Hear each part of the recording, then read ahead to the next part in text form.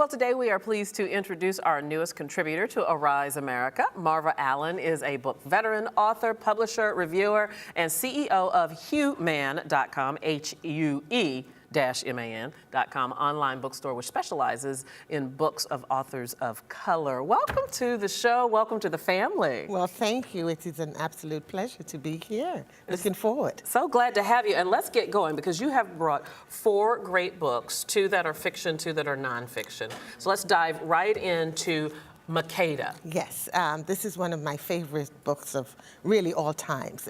It has been described as a cross between Virginia Woolf, between Gabriel Marquez and Toni Morrison, and the kind of book that should be in everybody's reading list, especially in schools.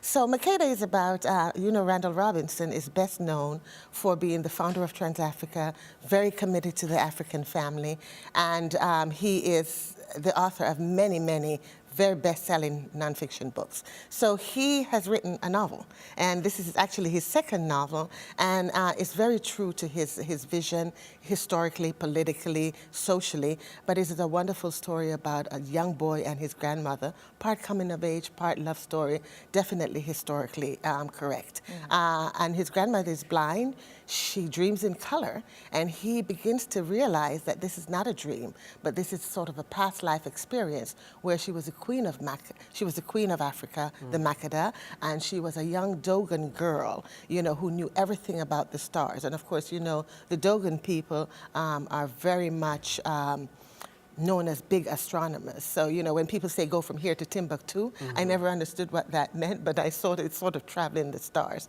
So it's really an amazing, amazing book. And you said that it's I don't know if you said instant classic, but destined to be a classic. It's destined to be a classic. It's going to be the beloved. It's going to be the black boy.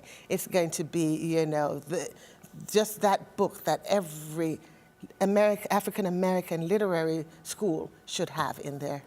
I'll take that one. Yeah. Okay, here we go. I'll hand that one over. While Christina's beginning to read that, let's talk about The Roving Tree. This is another novel. This is another novel, but as you know, many novels deal with facts and figures and things that are relevant. And today, cross-cultural adoption is a really big thing. It's happening a lot in Hollywood, and one of the questions The Roving Tree poses and asks is, will these children have any ties at all to their homeland, their identity? How will it affect their identity? And we meet Iris Otis, who is the protagonist, who is a Haitian girl adopted by a white Midwestern family, and she can't understand why her hips move every time she hears the drum beat, So there is this internal part of you that needs to understand your culture. And so the book argues in many ways, if a child who is raised adopted in a white family has the best of both worlds, and can negotiate cultural nuances within the larger world. So I think it's just absolutely a fantastic work. It takes you all over the place, from Haiti to Zaire to New York. So you get to see all the cultures. You get to learn a little bit of history about the Tonton Macoute during the Duvalier period. And so, it is very, very educational as well as enjoyable. Yeah, it sounds like a fun read. It's a smart read. Fun read. A smart, fun read, All which right. is what I love. Yeah. Yes. Also, now we're getting on to nonfiction. This is a Journey with Julian. Yes. Very yes. poignant, yes? It's a very, very, very poignant book. I love this book for so many reasons. Back in 97, autism was like 1 in 10,000. In 2012, it's 1 in 88. So most of us are going to come face to face with a child who is not neurotypical. And this gentleman is actually a journalist. His son is on the high level, the high spectrum of autism, and he is just the most delightful person. But this is a journey of the man coming to accept the fact that his child was not neurotypical and becoming friends with his son. And the things that they have done together, this is your journey through, and it's also a clarion call that says, if we're having that kind of statistics, then we need to start looking for ways to integrate these kids into society. And most of them have very, very unique skill sets. Julian, for example, is an amazing artist. He loves Disney. He can classify everything from classics to Renaissance Disney that I never heard of before I met Julian, and I mean, he's just an amazing kid. And he will tell you the difference between animals that you That you Never didn't know knew. I existed. never knew after graduate school. You know what, Marva, what I would love about this book is it is informational for those who don't have an up-close experience with an autistic child, but also inspirational for those who do. Absolutely, absolutely. I mean, Julian has just gotten accepted into a special program in North Carolina, you know, and so they can have and be mainstreamed into life, you know. So it's a fantastic journey. All right, before we run out of time, we've got to talk about this one, The Mountain Within. Christina, I think you're going to like this Yeah, I one. think I am too. Yeah.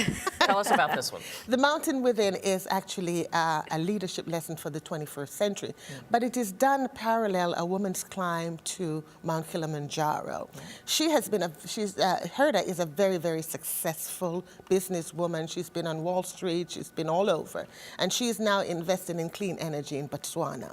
And one of the things she wanted to do was to climb the mountain, and climbing the mountain was just with 7 disabled people, and one of them made it to the top. So she knows that the mountain is within us, whatever we want to do. But it also leadership lessons, and the one that was really important to me was don't stay too long at the top, because the oxygen is very thin. And so your brain swells, you're liable to die, and so we need to let our leaders know sometimes, you know, term limits are good. What I like about, in particular, that book and the description of the other book is that you get the sense that you don't necessarily have to specifically identify with the characters, but there's something to learn from the lessons that they are sharing with you. Oh, absolutely. You know, you can't give up. You can't lose sight of your dream, how to reset when things don't go exactly the way you want. And that's, you know, that goes through, I mean, all of our lives, you know, and their personal leadership lessons that I loved. And then the special things that I learned, I did not know, after even living in England for many years, that the Attorney General of England is a black woman from the Caribbean who was never the only female that has ever ascended to the post. And there are such interviews with people like her, with the Lieutenant General from Botswana, you know, so you learn so much, and that's what I love about books. Yes, these are great books. So let's do a quick review. We have, you said Makeda. Makeda, yes. The Roving Tree. We have Journey with Julian. I'm going to give you one there. Okay, there we go. Journey with Julian and The Mountain Within. Marva Allen, welcome to the family. Thank you. Looking forward. Looking forward to having you back. You've given me something to do this weekend. Absolutely, absolutely. Thank you so much.